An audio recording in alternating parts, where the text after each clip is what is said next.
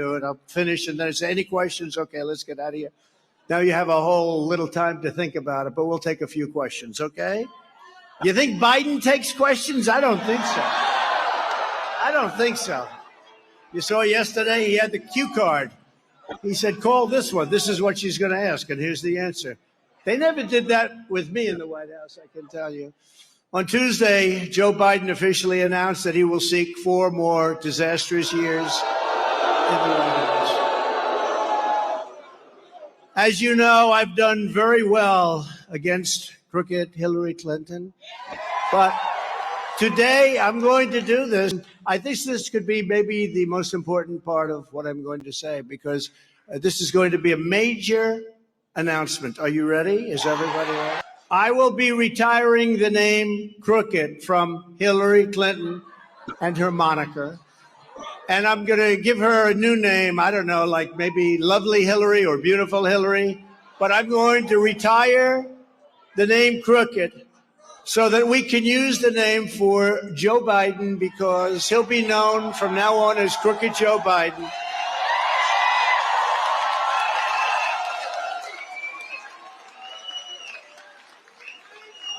You would think that Hillary would be very happy today. She's out there someplace celebrating. Because there's never been anyone in the history of American politics so crooked or dishonest as Joe Biden. And the press absolutely refuses to report it, all that press back there. Because frankly, they're just as crooked as he is, and they are. They're just as crooked. The choice in this election is now between strength and weakness, between success or failure, between safety or anarchy, between peace or conflict, and prosperity or catastrophe. We are living in a catastrophe. With your vote on November 5th, 2024, we're going to crush Joe Biden and the White House, that gorgeous, beautiful White House. We have to take it back. We're going to beat him at the ballot box, and we're going to settle our unfinished business. It's unfinished. Biden announced his presidential campaign by, get this, a prepackaged video. I was going to do that for you today. I'll do a little video, send it up to New Hampshire. You wouldn't have been very happy about that. But when you're running for president, you think at least one time you'd get up and say, I'm running for president. Where am I going? Where the hell am I going?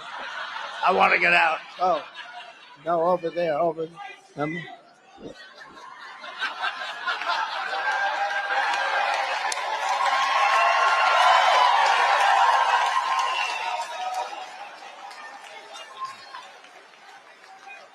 A prepackaged video that took supposedly 7 takes to get it right, if right is what you want to call it.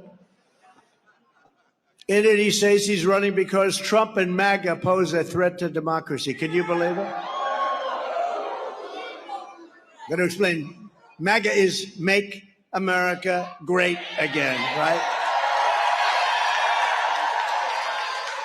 No threat there. No, it's Biden who poses the threat to democracy because he is grossly incompetent, has no idea what he's doing, and basically he doesn't have a clue, and that's a very bad position to put our country in. Our country is in a very dangerous position right now. Very, very dangerous.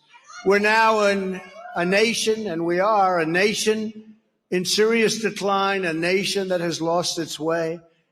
We're led by a hopeless person, but we will win in 2024 and make America great again. We can do it. It's not too late. It's not too late. But we've got 1.5 years to go. That's a long time with what's happening to our country. That's a long time still. With such a calamitous presidency, it's almost inconceivable that Biden would have even thought of running for re-election. He's destroyed our country, and yet he says in his recorded piece that he wants to finish the job. That's right, he wants to finish the job of destroying our country. But on that, he's actually very close. He is very close to finishing the job, unfortunately.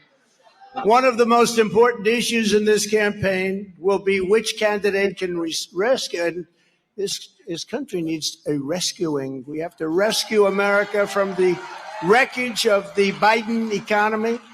Under my leadership, we built the greatest economy in the history of the world. In fact, we actually did it twice because that horrible gift from China came over. COVID, or the China virus, as many people say. Actually, in New Hampshire, you say China virus, pretty much. But now we will do it again. We will do it again. We passed the largest tax cuts and reforms in American history.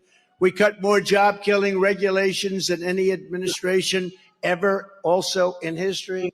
We achieved American energy independence, and we were about set to do American energy dominance, bigger than Saudi Arabia, bigger than Russia combined, times 2.